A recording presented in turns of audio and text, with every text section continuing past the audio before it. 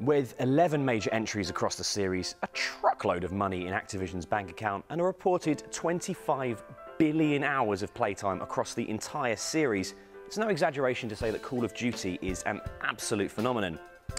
But with the latest entry in the franchise, Advanced Warfare, out this week, we just had to ask, why is Call of Duty still a thing? As I said up front, Advanced Warfare is the 11th entry in the series, which means it's also the 7th entry since Infinity Ward basically perfected the formula with the rather brilliant Modern Warfare in 2007.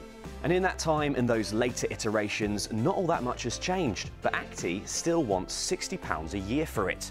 Sure, COD's explosions have got Explodia, and there was a dog for a bit, but tramps have dogs and I never give them any money. The 25 billion hours that Activision says people have played the game for equates to 2.85 million years. That's longer than the entirety of human existence.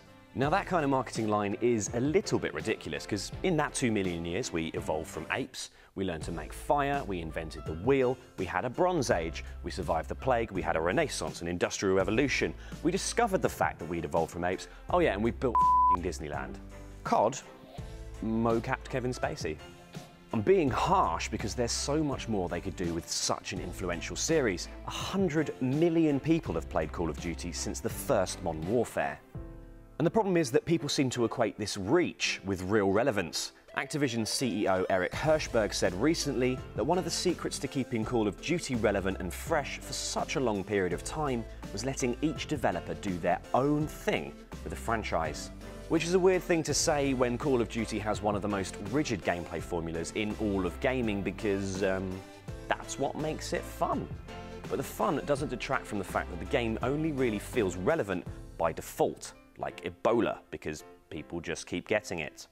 So the reason it's still a thing is not because exoskeletons are some revolutionary gameplay mechanic that nobody ever thought of before, but because COD has become an industry and a lifestyle that sits apart from the rest of gaming.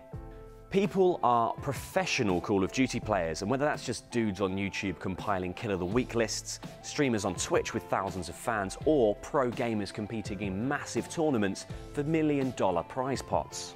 And for those esports stars, each update to COD fundamentally changes the sport, not upgrading to Advanced Warfare, which has changed the way multiplayer works by adding new mechanics. Would be like continuing to play rugby with an egg-shaped ball while everyone else is throwing a stuffed otter around. Once the sports stars upgrade, the spectators will follow, and then plenty more will because they hear it's still really relevant and cool. COD remains a thing, and will for a while, because plenty of people other than Activision now make money off this thing. I'm making money by whinging about it right now. Such a